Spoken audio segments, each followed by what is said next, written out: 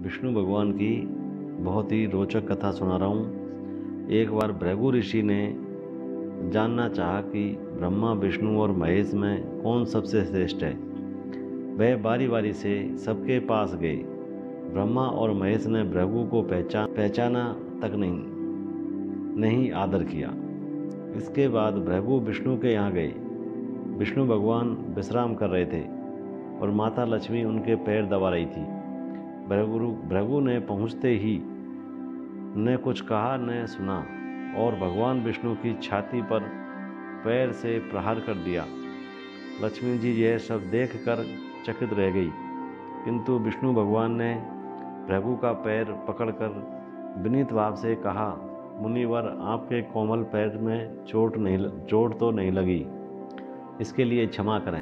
लक्ष्मी जी को भगवान विष्णु की इस विनम्रता पर बड़ा क्रोध आया।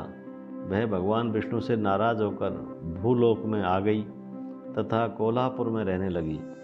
लक्ष्मी जी के चले जाने से विष्णु भगवान को लगा कि उनका श्री और वैभव ही नष्ट हो गया और उनका मन बड़ा अशांत रहने लगा। लक्ष्मी जी को ढूंढने के लिए वह श्रीनिवास के नाम से भूलोक आए। घूमते घूमते वेंकटचल पर्वत में बकुला माई के आश्रम में पहुँचे। बकुला माई ने उनकी बड़ी आप भगत की, उन्हें आश्रम में रहने को कहा। एक दिन जंगल में एक मतवाला हाथी आ गया। आश्रमवासी डरकर इधर उधर भागने लगे। श्रीनिवास ने यह देखा तो धनुष बाण लेकर हाथी का पीछा किया। हाथी डरकर भागा और घने जंगल में अदृश्य हो गया।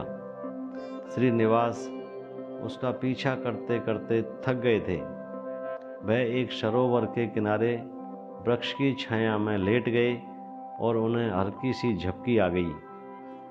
थोड़ी देर में शोर सुनकर वह जागे तो देखा कि 4-6 युवतियां उन्हें घेरे खड़ी है। श्रीनिवास को जागा हुआ देखकर वे डपट कर बोली, यह हमारी राजकुमारी पद्मावती का सुरक्षित उपवन है और यहाँ पुरुषों का आना मना है। तुम यहाँ कैसे और क्यों आए हो? श्रीनिवास कुछ जवाब दे इससे पहले ही उनकी दृष्टि वृक्ष की ओट से झांकती राजकुमारी की ओर गई। श्रीनिवास पद्मावती को एकटक देखते रह गए। थोड़ा संयत होकर कहा, देवियों, मुझे पता नहीं था। मैं शिकार का पीछा करता हुआ यहाँ आया था। थक जाने पर मुझे नींद आ गई, इसलिए क्षमा करें। श्रीनिवास आश्रम में तो लौट आए, किंतु बड़े उदास रहने लगे। एक दिन बकुला माई ने बड़े प्यार से उनकी उदासी का कारण पूछा तो श्रीनिवास ने पद्मावती से भेंट होने की सारी कहानी कह सुनाई। फिर कहा, उसके बिना मैं नहीं रह सकता।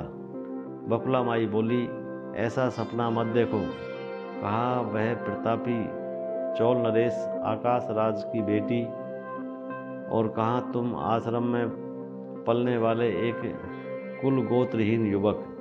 श्रीनिवास बोले, माँ, एक उपाय है, तुम मेरा साथ दो तो सब संभव है। बकुला माई ने श्रीनिवास का सच्चा प्यार देखकर हाँ कर दी।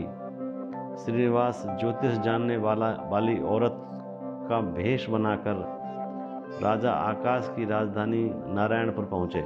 उसकी चर्चा सुन पद्मावती ने भी उस औरत को महल में बुलाकर अपना हाथ दिखाया। राजकुमारी के हस्त रेखा देखकर वह बोली, राजकुमारी, कुछ दिन पहले तुम्हारी भेंट तुम्हारे सुरक्षित उद्यान में किसी युवक से हुई थी। तुम दोनों की दृष्टि मिली थी। उसी युवक से तुम्हारी शादी का योग बनता है। पद्मावती की माँ धरणा देवी ने पूछा, यह कैसे हो सकता है? ज्योतिषी औरत बोली, ऐसा ही योग है। ग्रह कहते हैं कोई औरत अपने बेटे के लिए आपकी बेटी मांगने स्वयं आएगी। 2 दिन बाद सचमुच ही बकुला माई एक तपस्विनी के वेश में राजमहल आई। उसने अपने युवा बेटे के साथ पद्मावती के विवाह की चर्चा की। राजा आकाश में बकुला माई को पहचान लिया। उन्होंने पूछा, वह युवक है कौन? बकुला माई बोली, उसका नाम श्रीनिवास है। वह चंद्रवंश में पैदा हुआ है, मेरे आश्रम में रह रहा है, मुझे माँ की तरह मानता है। राजा आकाश ने कुछ सोच कर उत्तर देने के लिए कहा। बकुला माई के चले जाने पर आकाश ने राजपुरोहित को बुलाकर सारी बात बताई। राजपुरोहित ने गणना की, फिर सहमति देते हुए कहा, महाराज, श्रीनिवास में विष्णु जैसा देवगुण है। लक्ष्मी जैसी आपकी बेटी के लिए यह बड़ा सुयोग्य है। राजा आकाश ने तुरंत बकुला माई के यहाँ अपनी स्वीकृति के साथ विवाह की लग्न पत्रिका भेज दी। बकुला माई ने सुना तो वह चिंतित हो उठी। श्रीनिवास से बोली, बेटा, अब तक तो विवाह की ही चिंता थी, अब पैसे न होने की चिंता है।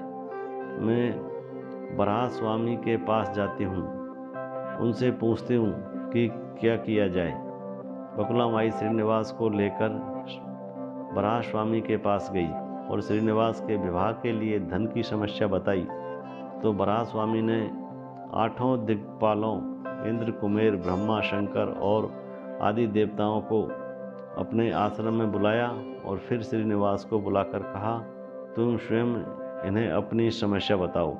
श्रीनिवास ने देवताओं से कहा, मैं चौल नरेश राजा आकाश की बेटी पद्मावती से विवाह करना चाहता हूँ। मेरी हैसियत राजा के अनुरूप नहीं है, मेरे पास धन नहीं है, मैं क्या करूँ? इंद्र ने कुबेर से कहा, कुबेर, इस कारण के लिए तुम श्रीनिवास को ऋण दे दो। कुबेर ने कहा, ऋण तो दे दूंगा, पर उसे यह वापस कब और कैसे करेंगे, इसका निर्णय होना चाहिए। श्रीनिवास बोले, इसकी चिंता मत कीजिए, कलयुग के अंत तक मैं सब ऋण चुका दूंगा। कुबेर ने स्वीकार कर लिया। सब देवताओं की साक्षी में श्रीनिवास से के ऋण पत्र लिख दिया। उस धन से श्रीनिवास और पद्मावती का विवाह बड़ी धूमधाम से हुआ। तभी नारद ने कोल्हापुर जाकर लक्ष्मी जी को बताया, विष्णु ने श्रीनिवास के रूप में पद्मावती से विवाह कर लिया है। दोनों वेंकटाचलम पर्वत पर रह रहे हैं। यह सुनकर लक्ष्मी जी को बड़ा दुख हुआ। वह सीधे वेंकटाचल पर्वत पहुंची। विष्णु जी की सेवा में लगी पद्मावती को भला बुरा कहते हुए, श्रीनिवास विष्णु रूप मेरे पति हैं, तूने इसके साथ विवाह क्यों किया? दोनों ने वाक युद्ध होने लगा तो श्रीनिवास को बड़ा दुख हुआ। वे पीछे हटे और पत्थर की मूर्ति के रूप में बदल गए। जब दोनों देवियों ने यह देखा तो उन्हें बड़ा दुख हुआ कि श्रीनिवास तो अब किसी के न रहे। इतने में शिला विग्रह से आवाज आई, देवियों में इस स्थान पर वेंकटेश्वर स्वामी के नाम से अपने भक्तों का अभीष्ट पूरा करता रहूँगा। उनसे प्राप्त चढ़ावे के धन द्वारा कुबेर के कर्ज का ब्याज चुकाता रहूँगा। इसलिए तुम दोनों मेरे लिए आपस में झगड़ा मत करो। यह वाणी सुनते ही लक्ष्मी जी और पद्मावती दोनों ने सिर झुका लिया। लक्ष्मी कोल्हापुर आकर महालक्ष्मी के रूप में प्रतिष्ठित हो गई और पद्मावती तिरुनाचूर में शिला विग्रह हो गई। आज भी तिरुपति क्षेत्र में तिरुमला पहाड़ी पर भगवान वेंकटेश्वर स्वामी के दर्शन हेतु भक्तगणों से इसी भाव से शुल्क लिया जाता है। उनकी पूजा पुष्प मिष्ठान आदि से न होकर धन द्रव्य से होती है। इसी धन से भगवान श्री कृष्ण वेंकटेश्वर स्वामी कुबेर का कर्ज चुका रहे हैं।